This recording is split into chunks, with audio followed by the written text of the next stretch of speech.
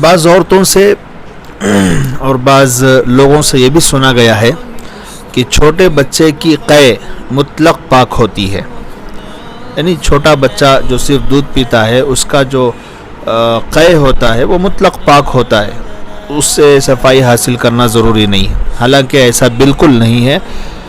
شرعی مسئلہ تو یہ ہے کہ اگر چھوٹا بچہ، شیرخوار بچہ یا بڑا آدمی منہ بھر کے قے کر دے تو وہ ناپاک ہے، اور ناپاک بھی نجاست غلیظہ ہے جس کا دھونا واجب ہے اور ضروری ہے۔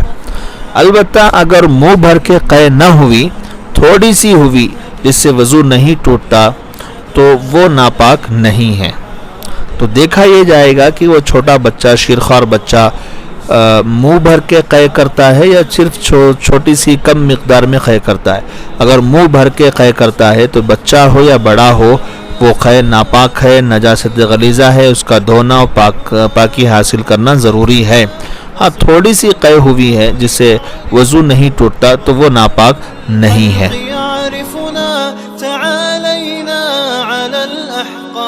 مع المخطي تسامحنا تنافسنا بحفظ الآي وهذا ما يميزنا